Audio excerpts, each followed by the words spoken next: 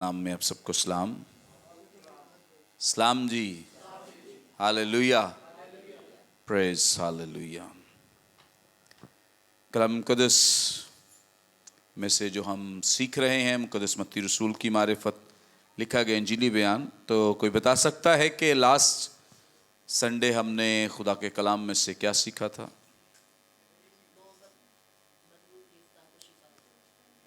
गदरीनियों, खुदावंद यीशु मसीह की अथॉरिटी और इख्तियार को। Very good, praise God. आए हम इसी कलाम के हिस्से में आगे बढ़ेंगे और नवें बाब की पहली आयत से आगाज़ करेंगे। मुक़द्दस मत्ती रसूल की मारिफत लिखी गई इंजील और इसका नवां बाब पहली आयत से 8वीं आयत तक हम खुदावंद के ज़िंदगी बख्श पाक कलाम की तिलावत करेंगे। खुदावंद के ज़िंदगी बख्श पाक कलाम में यूं मरकूम है, फिर वो कश्ती पर चढ़कर पार गया और अपने शहर में आया, और देखो लोग एक मफलूज को चारपाई पर पड़ा हुआ उसके पास लाए। यीशु ने उनका ईमान देखकर मफलूज से कहा, बेटा खातिर जमा रख, तेरे गुनाह मुआफ हुए। और देखो बाज फकीहों ने अपने दिल में कहा, ये कुफर बकता है। यीशु ने उनके ख्याल मालूम करके कहा कि तुम क्यों अपने दिलों में बुरे ख्याल लाते हो? आसान क्या है, ये कहना कि तेरे गुनाह माफ हुए, या ये कहना कि उठ और चल फिर? लेकिन इसलिए कि तुम जान लो कि इब्ने आदम को जमीन पर गुनाह मुआफ करने का इख्तियार है। यानी उसने मफलूज से कहा, उठ अपनी चारपाई उठा और अपने घर चला जा। वो उठकर अपने घर चला गया। लोग ये देखकर डर गए और खुदा की तमजीद करने लगे जिसने आदमियों को ऐसा इख्तियार बख्शा। कलाम मुक़द्दस के पढ़े सुन जाने पे खुदा उनकी बरकत हो, आमीन। Praise God, hallelujah.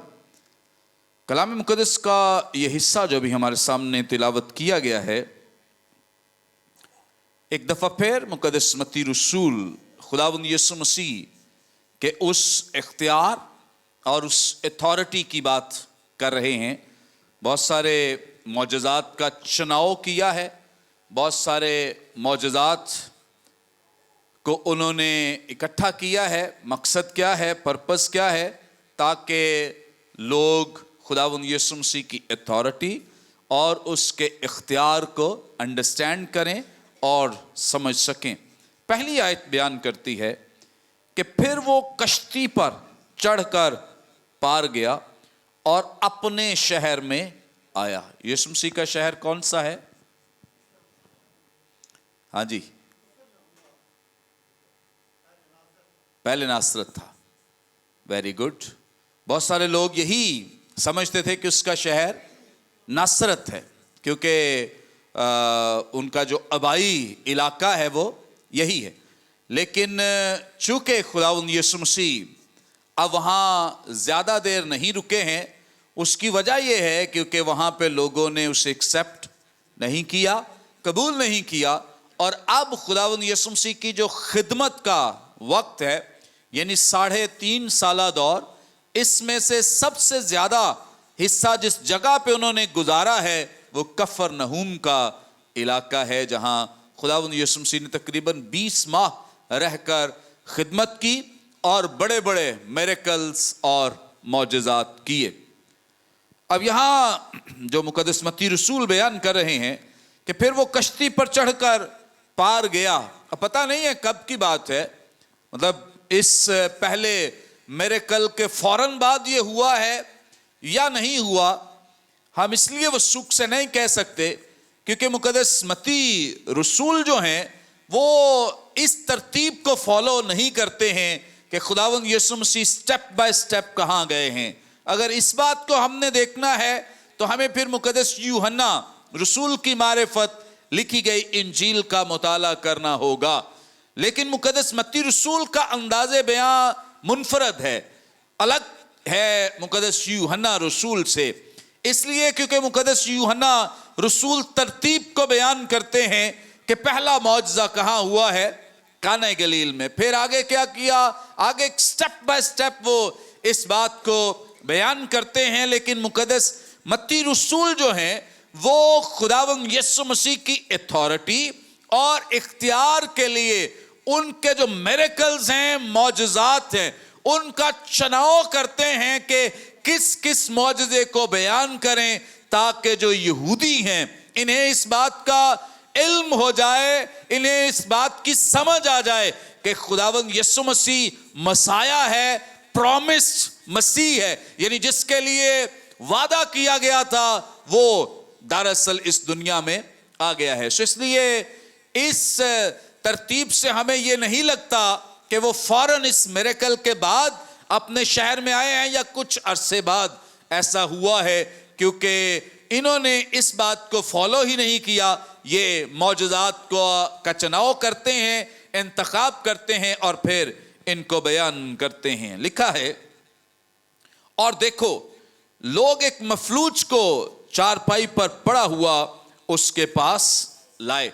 यहाँ जो लफ्ज़ देखो है बड़ा अहम लफ्ज़ है। एकदम से इनको इस बात की तरफ तवज्जो दिलाई गई है कि इस बात को देखो, नोटिस करो और इस बात को समझो, अंडरस्टैंड करो। समझना क्या है, क्योंकि एक बहुत बड़ा मिरेकल, मौजज़ा आगे बयान किया जाना है। इसलिए यहां बयान करते हैं कि देखो लोग, अब यहां तो मुकद्दस मत्ती रसूल जो हैं वो लोगों का तज़किरा करते हैं, लेकिन अगर हम इसी मिरेकल मौजज़े को मुकद्दस मरकुस और मुकद्दस लूका की मारिफत लिखी गई अनजील में देखें तो वहां पर ये हमें पता चलता है कि ये आम लोग नहीं, बल्कि उनके उस शख्स के करीबी दोस्त हैं, साथी हैं, और हो सकता है रिलेटिव हों, रिश्तेदार हों। सो बहुत ही करीबी कोई लोग हैं, दोस्त हैं, अजीज हैं, जो उसे खुदावंद यीशु मसीह के पास लेकर आए हैं। अब इस शख्स की अपनी भी तमन्ना हो सकती है, क्योंकि बहुत क्लियर टेक्स्ट इस बात के बारे में नहीं है कि आया इसने अपने दोस्तों को कन्विंस किया कि मुझे खुदावंद यीशु मसीह के पास ले चलो, या इन दोस्तों ने इसको जाकर बताया और कहा कि आओ हम तुझे यीशु मसीह के पास ले चलें। बहरहाल हमें ये बात तो जरूर नजर आती है कि ये शख्स अगर अपने घर में है और चूंकि ये मफलूज है, फालज है इसको, और इसका यहाँ पे ना बोलना इस बात की तरफ भी इशारा है कि शायद ये बोल भी नहीं सकता था अपनी बीमारी, अपनी अलालत की वजह से। और इसी तरह से जब इसे इस बात की किसी ने खबर दी हो तो इसके अंदर ये ईमान पैदा हुआ हो, क्योंकि जब यीशु मसीह ईमान की तारीफ करते हैं तो उसके लिए भी प्लूरल लफ्ज़ इस्तेमाल करते हैं, यानी फर्दे वाहिद को नहीं कहा गया कि तेरे ईमान ने तुझे अच्छा किया, बल्कि कलाम बयान करता है कि यीशु ने उनका, उनसे मुराद 4 दोस्त और 5वां ये शख्स जो बीमार है। इसलिए हम ये नहीं कह सकते कि इस अकेले का ईमान है या ये अकेला उन्हें कहता है कि मुझे ले चलो, बल्कि यहाँ मुश्तरका उनके ईमान की बात की गई है कि वो दोस्त भी हैं और ये जो मफलूज शख्स है ये भी इसी बात का कायल है, या इन्होंने ये सुना है, इन्होंने शायद उन 4 लोगों ने पहले देखा हो कि मसीह जो है बड़े बड़े मिरेकल्स, बड़े बड़े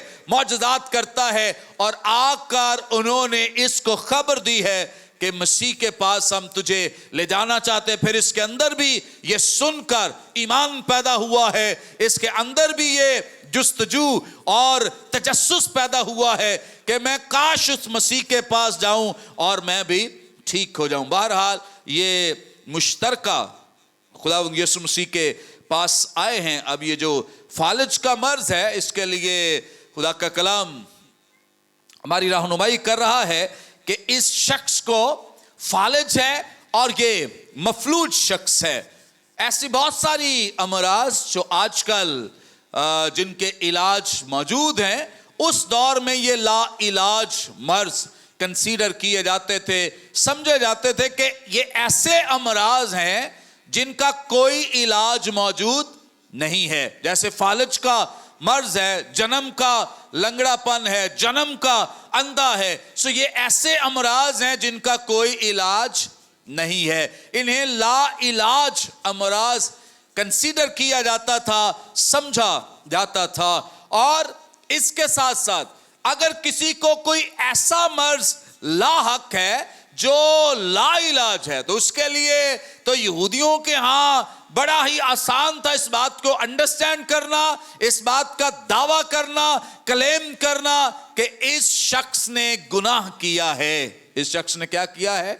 گناہ کیا. یہ گنہگار ہے، اور اس شخص کے یا تو اس نے گناہ کیا ہے یا کسی اور نے گناہ کیا ہے جس کی وجہ سے یہ شخص جو ہے یہ بیمار ہے.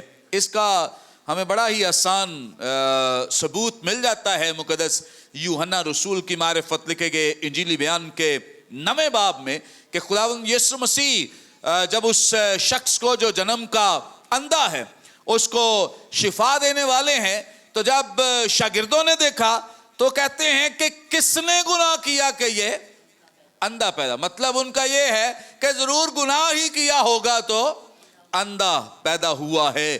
اب آگے جب اس شخص کو شفا مل گئے تو فریسیوں نے اسے کہا کہ تو گناہ میں پیدا ہوا ہے، تو گناہ میں. یعنی ان سب کا خیال ہے اور وہ یہ سب انڈرسٹینڈ کرتے سمجھتے ہیں کہ اگر یہ اندھا پیدا ہوا ہے تو اس کا مطلب کیا ہے کہ اس نے گناہ کیا. اور یہی بات مفلوج کے تعلق سے بھی ہے کہ اگر یہ فالج میں مبتلا ہے تو اس نے کیا کیا ہے؟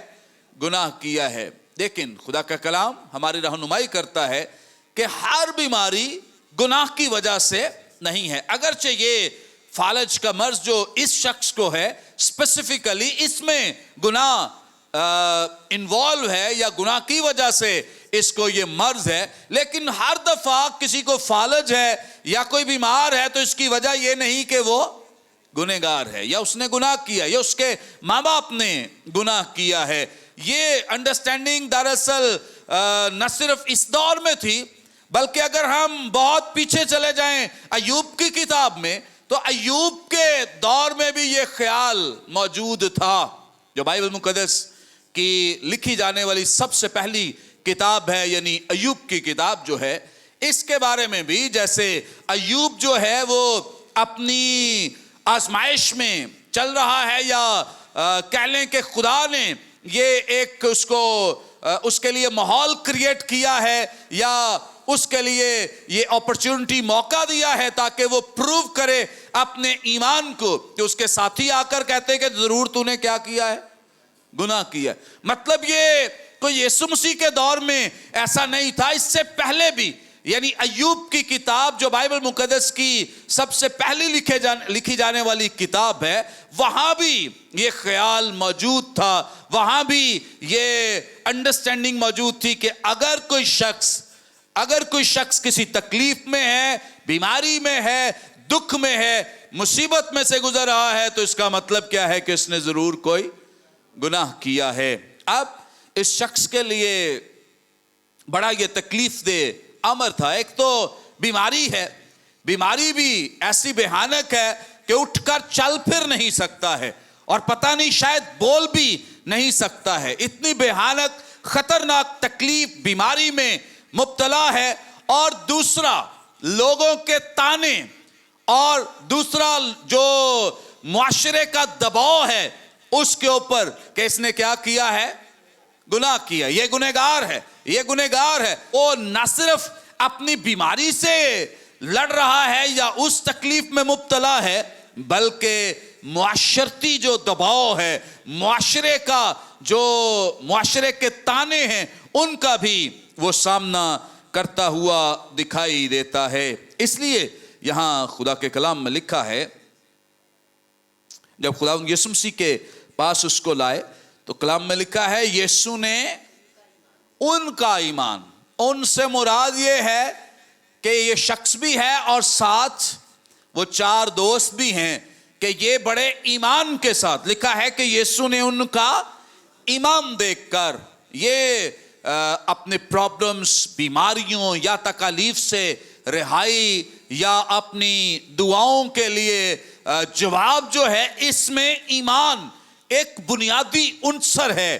ہماری دعاؤں کے آنسر آنے میں، جواب آنے میں ایمان ایک بنیادی ایلیمنٹ ہے، جس کا خاص بائبل مقدس میں جب خداوند یسوع مسیح نے خاص طور پہ مختلف مواقع پہ لوگوں کو شفا بخشی تو خاص طور پہ اس کا تذکرہ کیا کہ تیرے ایمان نے تیرا ایمان ہے. کبھی کہا کہ اس کا ایمان بہت بڑا ہے. سو اس اعتبار سے ایمان جو ہے یہ بہت میٹر کرتا ہے کسی بھی دعا کے سنے جانے میں، کسی کام کے ہونے میں، کوئی شفا ملنے میں، یا کسی مصیبت سے رہائی میں. جو ایمان ہے یہ بنیادی یا فنڈامنٹل حیثیت رکھتا ہے ہماری دعاؤں کے جواب میں. کہ ہم دعا تو کرتے ہیں، کس ایمان کے ساتھ کر رہے ہیں، ہم کن ایکسپیکٹیشنز کے ساتھ دعا کر رہے ہیں. پتہ نہیں ہوگا نہیں ہوگا، پتہ نہیں ملے گا یا نہیں ملے گا، پتہ نہیں ایسا ہونا ہے یا نہیں ہونا ہے. تو جب ایسی سچویشن ہے تو اس کا مطلب ہے کہ ایمان ٹھیک نہیں ہے. اور جب یہ پتہ ہے کہ خداوند یسوع مسیح کے پاس میں جاؤں گی تو جو کام جس کے لیے میں پریئر کر رہا ہوں، دعا کر رہا ہوں، خداوند کی حضوری میں آ کر میں منت کر رہا ہوں، تو وہ تو بڑا قادر مطلق خدا ہے، وہ تو سب کچھ کرنے پہ قادر ہے. سو یہ جو لوگ ہیں یہاں پہ دکھائی دیتے، یہ اسی ایمان کے ساتھ خداوند یسوع مسیح کے پاس آئے ہیں، کیونکہ انہیں بتایا گیا ہے کہ مسیح جو ہے اس نے پہلے کوڑیوں کو شفا بخشی ہے، اس نے مردے زندہ کر دیے ہیں. تو مفلوج کے بارے میں لوگ کہتے ہیں یہ تو اس کے لیے ایک ہلکی سی بات ہے، چھوٹی سی بات ہے، یہ کون سا کام ہے کہ وہ نہ کرے. تو اس لیے کلام میں لکھا ہے یسوع نے ان کا ایمان دیکھ کر. اس کا مطلب یہ ہے کہ یہ چونکہ ایک ہڈن چیز ہے، چھپی ہوئی چیز ہے، یہ صرف خدا ہی دیکھ سکتا ہے، کوئی انسان اس کو دیکھ نہیں سکتا. پھر اس کے بعد لکھا ہے اسے کہا کہ بیٹا خاطر جمع رکھ. اس کا مطلب ہے کہ تو ہمت نہ ہار. میں جانتا ہوں ایک تو اپنی بیماری کی وجہ سے تکلیف اٹھا رہا ہے، اور دوسرا یہ لوگ تیرے ساتھ ظلم کر رہے ہیں.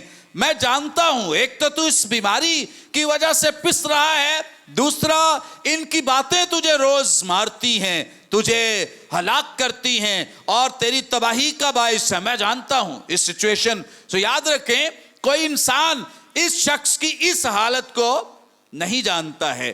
بیماری کو تو شاید سب دیکھ کر اندازہ لگا سکتے ہیں کہ یہ بہت بیمار ہے، لیکن اس کے اندر کیا چل رہا ہے، اس کی انر فیلنگز کیا ہیں، اندر سے یہ کتنا زخمی ہو چکا ہے، اندر سے یہ اس کے آرگنز جو ہیں وہ کتنے ڈیڈ ہو چکے ہیں، کوئی نہیں جانتا. یہ صرف اور صرف خداوند یسوع مسیح جانتے ہیں. ہاللیلویا. سو بہت سارے لوگ آج بھی جو مختلف طرح کی تکلیفوں میں، اذیتوں میں مبتلا ہیں، کوئی شاید ان کے گھر والوں کو بھی اتنا علم نہیں ہوگا، وہ بھی شاید اس قدر اس کے دکھ کا اندازہ نہیں کر سکتے جتنا ہمارا خدا ہمارے بارے میں انڈرسٹینڈ کرتا اور سمجھتا. اس کو یہ بات کہنا کہ خاطر جمع رکھ یعنی ہمت نہ ہار، تو نہ گھبرا، تو پریشان نہ ہو، کیونکہ میں جانتا ہوں کہ تیرے ساتھ کیا ہو رہا ہے. آگے کلام میں لکھا ہے خاطر جمع رکھ تیرے گناہ. یہی مسئلہ تھا نا، اسی کی وجہ سے سارے پرابلمز ہیں، تیری بیماری ہے اور اسی کی وجہ سے تجھے تانے ملتے ہیں. تو میں تیرے گناہوں کو کیا کر دیتا ہوں، معاف کر دیتا ہوں. تیرے گناہ کیا ہوئے، معاف ہوئے. سو یہ کہنا جو ہے، چونکہ یہ ایک ایسی چیز ہے جیسے میں کسی کو کہوں کہ بھئی تیرے گناہ معاف ہوئے، تو کسی کو پتا تو نہیں چلے گا کہ گناہ معاف ہوئے ہیں یا نہیں ہوئے ہیں. لیکن خداوند یسوع مسیح اس پیسج میں، اس میریکل میں، اس معجزے میں پروو کریں گے، ثابت کریں گے کہ وہ جو کہہ رہے ہیں واقعی اس کا مطلب یہی ہے. اب یسوع مسیح سے کہتے ہیں کہ تیرے گناہ معاف ہوئے. اب یہودی بلبلا اٹھے ہیں اور اندر ہی اندر جل بھن رہے ہیں اور خیال کر رہے ہیں بھئی یہ شخص کیسے یہ کام کر سکتا ہے. یہ اتھارٹی، یہ اختیار تو کس کے پاس ہے؟ خدا کے پاس. گناہ تو کوئی انسان معاف نہیں کر سکتا. کون معاف کر سکتا ہے؟ خدا معاف کر. یہ ان کی بات درست ہے. کوئی شخص کسی کے گناہ معاف نہیں کر سکتا ہے. یہ خاص طور پہ ہمارے ہاں بھی جو لوگ سمجھتے ہیں کہ شاید وہ کسی شخص کے سامنے جا کر کنفیس کریں گے، اقرار کریں گے تو وہ ان کے گناہ معاف کر دے گا تو معاف ہو جائیں گے. یہ ایکچولی اس بات کو بھی رد کیا گیا ہے کہ کوئی انسان دوسرے کے گناہ معاف نہیں کر سکتا ہے. اگر گناہ معاف کر سکتا ہے تو صرف خدا کر سکتا ہے. یہ یہاں تک ان کی بات درست ہے. لیکن جو اس سے آگے وہ چلے جاتے ہیں اور بڑا یہاں پہ بولتے ہیں کہ یہ کلام میں لکھا ہے، اور دیکھو بعض فقیہوں نے اپنے دل میں کہا یہ کفر بکتا ہے. یہ کیا کرتا ہے؟ کفر بکتا ہے. یا کہہ لیں کہ یہ ہمارے خدا کی تحقیر کر رہا ہے اور ہمارے خدا کے اگینسٹ اور خلاف بول رہا ہے، ہماری شریعت اور ہمارے کلام کے خلاف بول رہا ہے کہ یہ کسی کے گناہ معاف کر رہا ہے، کسی کو کہہ رہا ہے کہ تیرے گناہ معاف ہوئے. یہ کون ہوتا ہے ایسی باتیں کہنے والا؟ سو یہ انہوں نے کہا نہیں تھا، انہوں نے اپنے دل میں سوچا تھا. انہوں نے اپنے دل میں سوچا تھا، انہوں نے کسی کو کہا نہیں تھا. لیکن خداوند یسوع مسیح کے بارے میں لکھا ہے یسوع نے ان کے خیال معلوم کر کے، یسوع نے ان کے خیال معلوم، ہمارے اندر کیا چل رہا ہے کوئی نہیں جانتا ہے، یہاں تک کہ ابلیس بھی اس سے واقف نہیں ہے. لیکن یاد رکھیں یہاں ہی ان کو انڈرسٹینڈ کر جانا چاہیے تھا، سمجھ جانا چاہیے تھا کہ اگر یہ ہمارے اندر کے حالات جان سکتا ہے، اندر کے خیالات سمجھ سکتا ہے، یا ہمارے اندر سے باتیں سن سکتا ہے، تو کیا یہ گناہ معاف نہیں کر سکتا؟ کر سکتا ہے، یقیناً کر سکتا ہے. اور چونکہ اس بات کی اتھارٹی، اختیار جو ہے یہ بھی صرف خدا کے پاس ہے کہ وہ ہمیں دیکھتا، جانچتا اور پرکھتا ہے. ہم اندر کیا ہیں کسی کو اندازہ نہیں، لیکن ہمارا خدا جو ہے وہ ان باتوں کو انڈرسٹینڈ کرتا ہے. یہاں لکھا ہے یسوع نے ان کے خیال معلوم کر کے کہا کہ تم کیوں اپنے دلوں میں برے خیال لاتے ہو. آسان کیا ہے یہ کہنا؟ اب یسوع مسیح نے بڑا ہی آسان ایک کوسچن پوچھتے ہیں، بھئی آسان کیا ہے؟ یہ کہنا تیرے گناہ معاف ہوئے، یا یہ کہنا کہ اٹھ اپنی چارپائی اٹھا؟ دونوں میں سے آسان کیا ہے؟ فالج سے شفا دینا آسان ہے، یا یہ کہنا کہ تیرے گناہ معاف ہوئے؟ اب وہ خاموش ہیں، چپ ہے. وجہ کیا ہے؟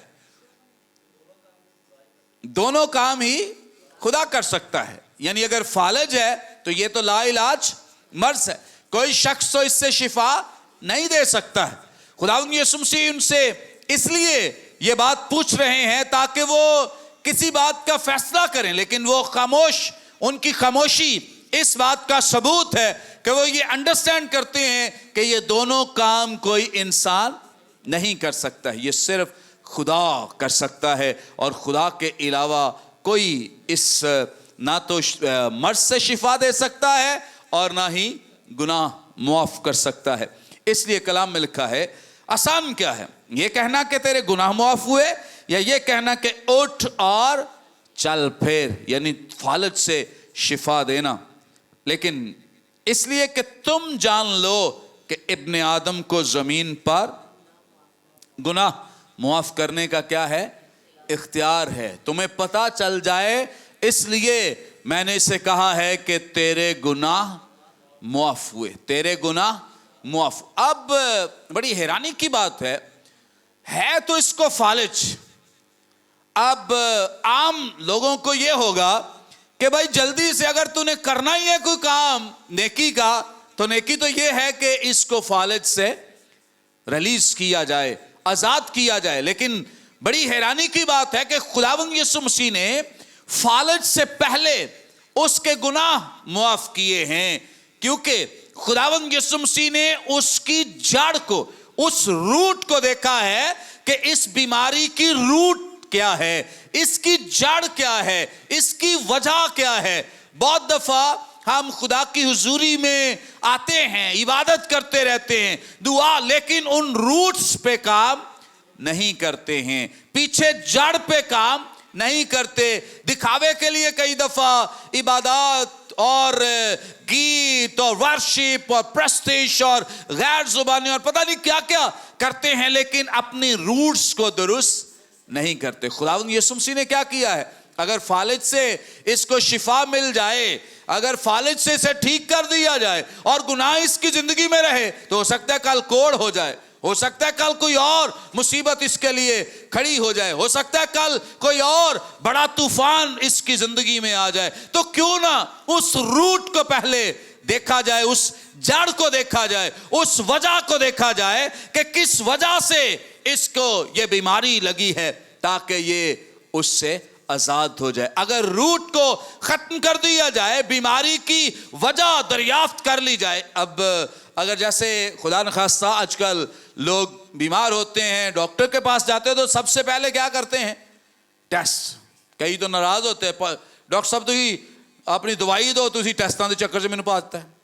तो वजह क्या है? डॉक्टर्स जानना चाहते हैं कि इस बीमारी की वजह क्या है, रीजन क्या है, ताकि उसका ट्रीटमेंट किया जाए, उसका इलाज किया जाए और उसको जड़ से काट दिया जाए, ताकि ये बीमारी दोबारा इसकी जिंदगी में या बदन में ना आए। तो खुदावंद यीशु मसीह अगर इसका फालिज ठीक कर देते, अगर इसको इससे शिफा मिल भी जाती और इसका गुनाह इसकी जगह कायम रहता, तो कल कला फिर उसकी जिंदगी में कोई ना कोई बीमारी आ जानी है, मुसीबत आ जानी है, कोई परेशानी आ जाएगी। इसलिए खुदावंद यीशु मसीह ने क्या किया है कि सबसे पहले उसकी रूट्स को देखा है, उसकी उस वजह को देखा है कि बीमारी आने की वजह क्या बनी है, ताकि उसको इसकी जगह से हटा दिया जाए। इसलिए खुदावंद यीशु मसीह ने क्या किया? सबसे पहले उसके गुनाह मुआफ किए हैं।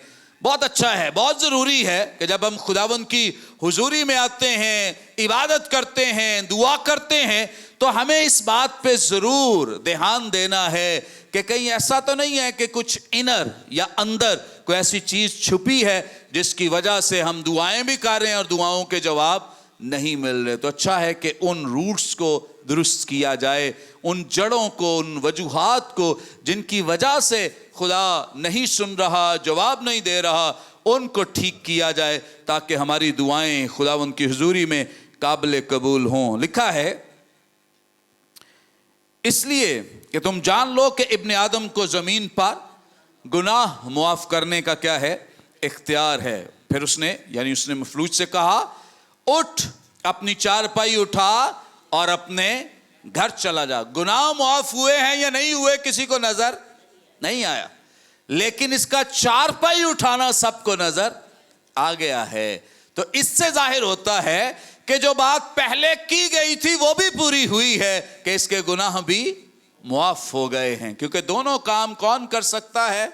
खुदा कर सकता है। इसलिए बहुत दफा लोग जो खुदावंद यीशु मसीह के बारे में हमसे कोई गैर अक़वाम बात करती है या पूछती है, तो हम खुदावंद यीशु मसीह का कंपैरिजन, मुआजना दूसरे नबियों के साथ करना शुरू कर देते हैं और कहना शुरू कर देते हैं, हमारे नबी में ये, हमारे नबी में ने, हमारे नबी ने ये किया। भाई हमें ऐसा कहने की ज़रूरत नहीं है, क्योंकि हमारा नबी, हाँ वो नबी था खुदावंद यीशु मसीह के बारे में, लेकिन याद रखें कि वो खुद खुदा था।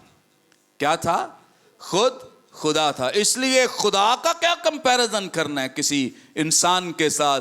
किसी कोई कहे ना कि हमारा, ठीक है जो आप कह रहे हैं आप दुरुस्त कह रहे हैं, क्योंकि मैं अपने खुदा का किसी के साथ मुआजना नहीं कर सकता और किसी के साथ उसका मुकाबला नहीं कर सकता, क्योंकि हमारा खुदा जो है वो तमाम माबूदों से बड़ा है। हालेलुया।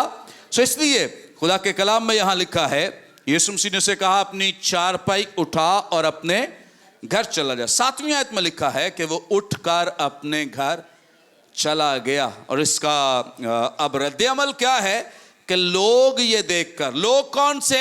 जो उस घर में जहां खुदावंद यीशु मसीह मौजूद हैं, चूंकि उस वक्त घर जो थे वो बड़े घर हुआ करते थे। अब भी अगर आप देहाती इलाकों में जाएं तो जैसे यहाँ घर छोटे हैं, इसकी निस्बत देहातों में, गांव में और ऐसे इलाकों में घर आपको खुले मिलेंगे। यहाँ भी ऐसा ही है, अगरचे यहाँ उनके लिए गुंजाइश नहीं थी कि उसकी चारपाई को लेकर अंदर आ जाते, क्योंकि हुजूम बहुत था, क्राउड बहुत था, लोग बड़े थे, भीड़ थी खुदावंद यीशु मसीह के पास जो दाएं बाएं। अब इस भीड़ में कुछ सारे उसके शागिर्दी नहीं थे, सारे मुखलिस लोग ही नहीं थे।